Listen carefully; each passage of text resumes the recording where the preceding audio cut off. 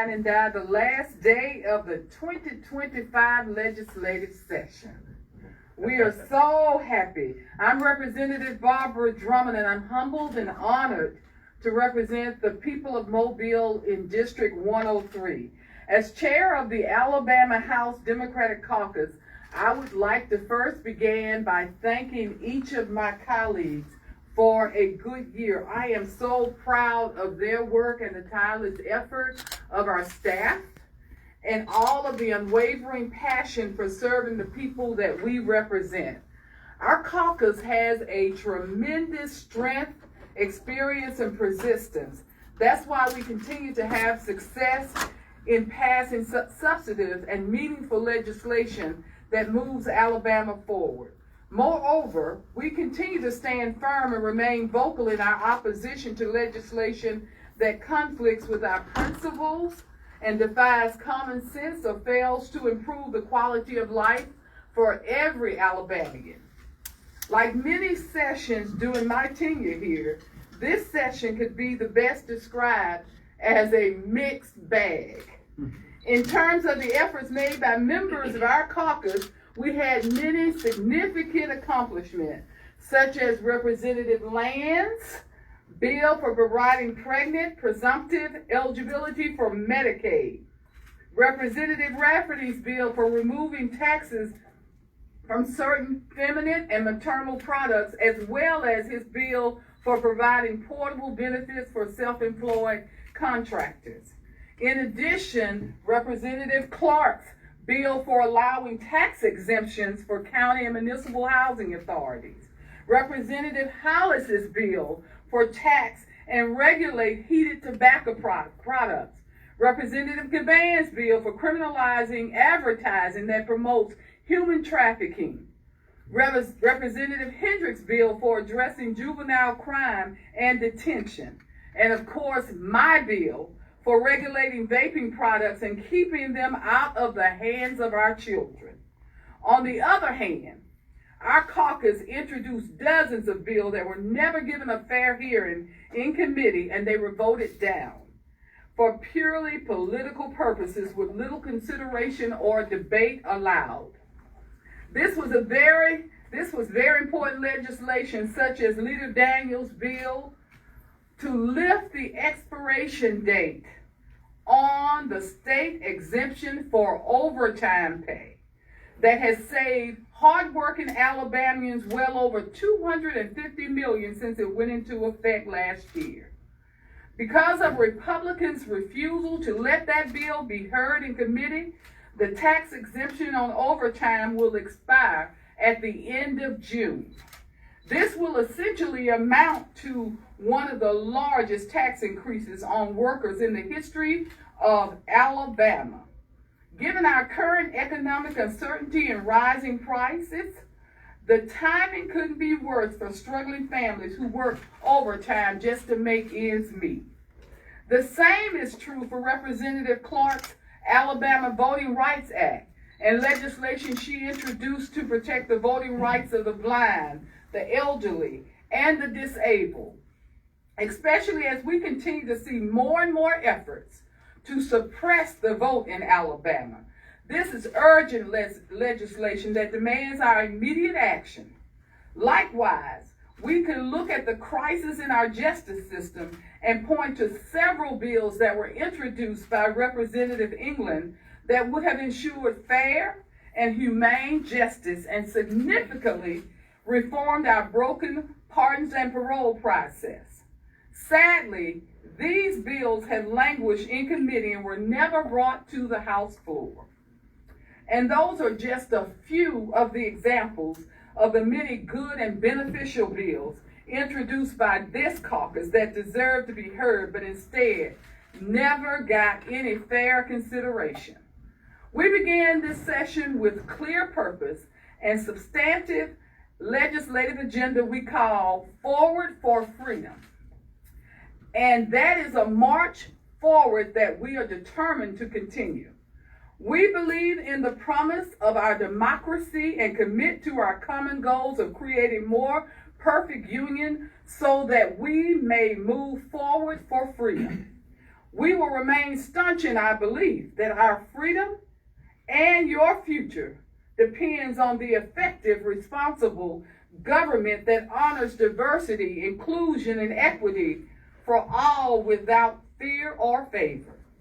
We believe in a fair, transparent, and accountable government that respects personal liberties, ensures public safety, and helps every Alabama citizen pursue the American dream.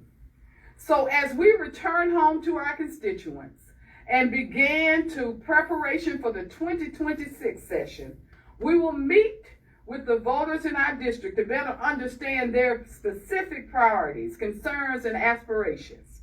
We will renew our fight to ensure that their voices, not ours, but their voices are heard, and work diligently to enact legislation to improve the quality of life for them, their families, and for their communities.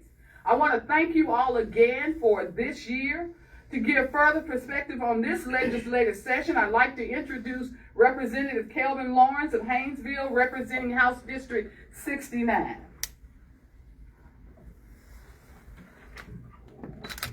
Thank you, Chair Drummond. When you describe the results of this session as being a mixed bag, I couldn't agree more, especially when we consider the real urgent needs of Alabama families. I'm still trying to understand why we spent so much valuable time this session on topics like renaming the Gulf of Mexico or trying to put the 10 Commandments in public schools. Why did Republicans feel that Alabama police suddenly need expanded immunity from prosecution at a time when we literally had to fire a city's whole police department due to widespread corruption and rampant illegal activity? Furthermore, we've had no meaningful discussion in the legislature regarding the impact of the Trump administration cuts to vital projects and services that will negatively affect Alabama.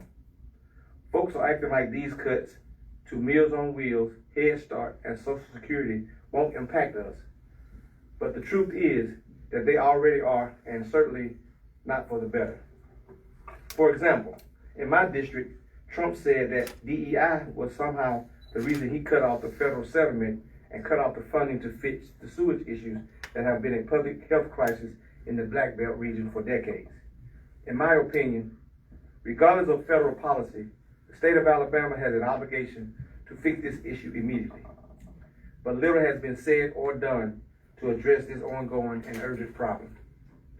Likewise, we're looking for significant cuts to education and the possibility of elimination of many critical services provided by the U.S. Department of Education that help students with disabilities and protect our civil rights. But instead of considering Rep. Drummond's bill that would have established the Education Transparency Board to address the impeding cuts to education, Republicans have been pushing culturally divisive legislation such as mandating prayer in our schools. On top of that, they arbitrarily, without good explanation, decided to restructure the Department of Archives and History because someone got offended. It was done for purely political purposes in order to push an agenda that would revise and censor certain aspects of our history that some seem to find uncomfortable. It's wrong, and they know it. This type of overreach will do nothing more than distort the truth and accuracy of our shared and, yes, I'll say it, our diverse history. Many of these types of controversial and political motivated bills are just bad and backward thinking public policy that serves the limited amount of time we can spend on producing good legislation. Meaningful, effective, and sensible laws that will actually help all Alabama families thrive and prosper. Now more than ever, the people of Alabama are uncertain about their future, and they are looking to us, their elected representatives, to provide the real solutions that they can see and feel in their lives daily. They're sick of endless political double talk, the unnecessary red tape and runaround, and the very thing they want more is government intrusion and overreach in their lives. That's our primary goal this session, that we spell out in our Forward for Freedom legislative agenda. Behind those words, we intentionally introduce legislation to create more opportunity for the people we represent and to help all of us move forward for freedom. Because to us, the people of Alabama, to move forward for freedom, that means having the ability to get ahead rather than just get by. It also means being able to stay healthy without going broke, being able to keep more of your paycheck to provide for your family, and knowing that your government is part of the solution rather than adding to your problems. We will continue to vigorously oppose those who would take Alabama backwards and undo the progress we have made over decades.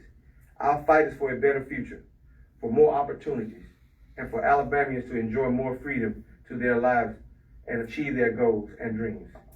Thank you so much. And now I would like to introduce Representative Neil Rafferty of Birmingham, who represents House District 54.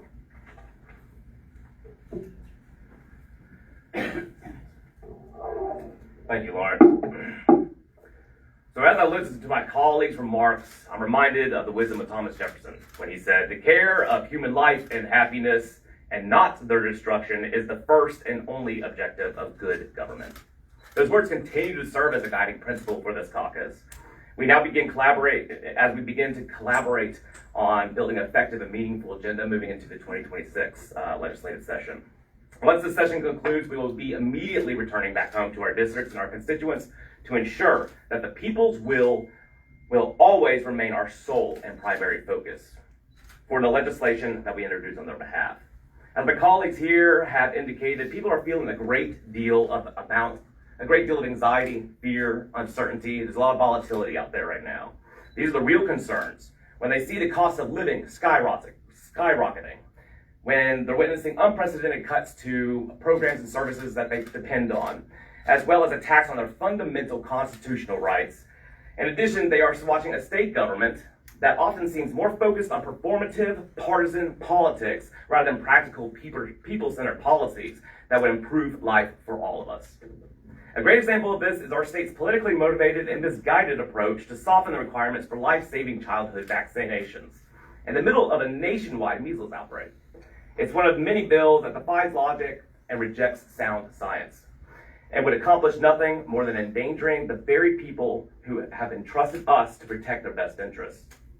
We spent way too much time this session fighting against bad legislation that was spawned by chemtrail conspiracies, election deniers, and fans of government intrusion into your privacy and your morality. All of that has kept the legislature distracted from fixing the real problems facing the people that we serve. That's not what the people of Alabama voted for, and it's not what they sent us here to do. They want to know that they can afford the rent, that they can afford the grocery bill, that they can keep the lights on in their house, that they have access to affordable health care, and that our justice system works for all of us. Not just the rich folks who can buy high-priced lawyers. They want to know that their right to vote is being protected and that their concerns are actually being heard in Montgomery and in this building right here. They don't want religion or politics forced into public education curriculum or censorship in their liberties to have to watch endless and cowardly attacks on their LGBTQ neighbors' civil rights. And they certainly don't want to be racially profiled by ICE or state law enforcement acting like ICE, to be wrongfully sent to the gulag in another country without due process, just because they happen to speak Spanish and didn't have their driver's license with them on the moment. Yes, we have made some progress in our state. I don't want to understate that. But like finally changing our formula for funding public schools and taking the cent off of a regressive state grocery tax. And finally making Juneteenth an official recognized state holiday. But we can and must build a better, more equitable, and more inclusive Alabama. So on this Sine Die, as we celebrate our 13th bow tie day in honor of Rep. Racy, call for unity and bipartisanship in the Alabama legislature, I call upon all of us who have been elected to serve to stop the political games and to put the people of Alabama, the people that we serve, first and foremost. The challenges we face require us to work together to find common ground. Our caucus will continue to move forward for freedom, knowing that each step brings us closer to thriving and prosperous Alabama we can be proud of for generations to come. An Alabama that was built on solid ethical foundation that honors our diversity, cherishes our inclusion, and demands equity for all of us. So let us always remember that the power of the people is always stronger than the people in power. Thank you, and at this time, we'll go on and take any questions y'all might have. Are there any questions? Madam Chair. Yes. Yeah. Can we talk, want you just to weigh in on the public safety package that the governor introduced earlier in the session? Give me your sense of how successful it was and how much you agreed with it. Are you talking about all of the bills or just a certain bill? No, give me your sense of that package and what you guys thought of it and how much did you, was it successful? Well, this caucus certainly thought that the immunity bill went far too far. As was stated, I think Representative Lawrence talked about a police force that we saw that had gone rogue here in the state of Alabama. And instead of doing some accountability measure, we went to the opposite direction. We took all of that out. And so this caucus really feel that bill has gone too far. We all back the blue, but we feel that all of us should be accountable for what our actions are. And that some of those bills went a bit far. Some of our members carried some of those bills, and we certainly agree with those. But some of them, as the immunity bill, we had some problems with. Was it successful? Was the package successful with the governor? Well, the immunity bill is in the Senate right now, so we're waiting to see what's going to happen with that. For the most part, most of them did pass. Are there any other questions? Are there any bills from you guys that didn't make it through the session this year that you want to see filed again next year? Yeah, all of them.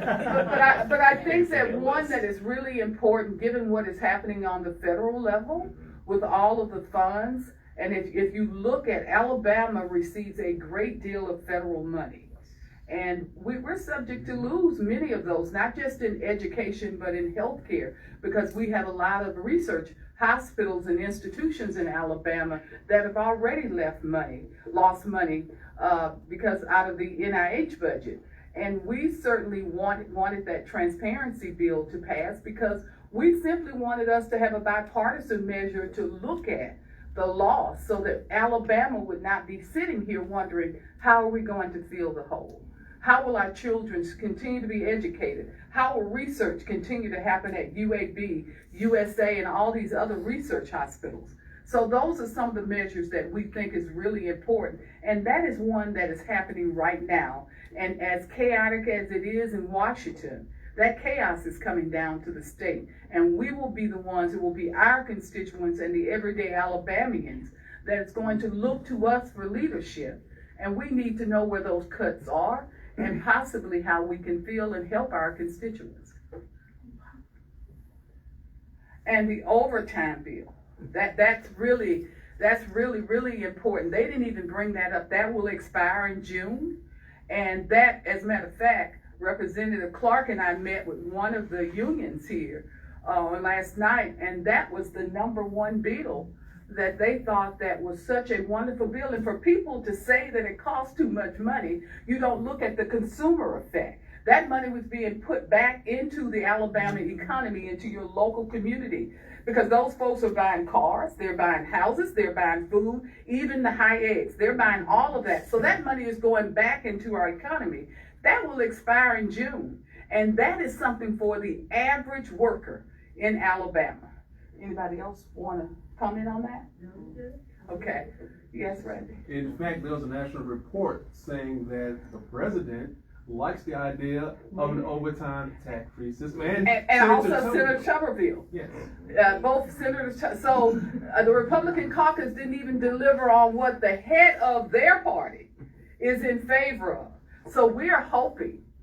A lot of folks will say if. We don't say if with this caucus. We say when, because it's going to happen. And that's an issue that's going to be revisited because Alabama is very heavily dependent upon those dollars. And this is one bill that was nonpartisan. We all voted for it.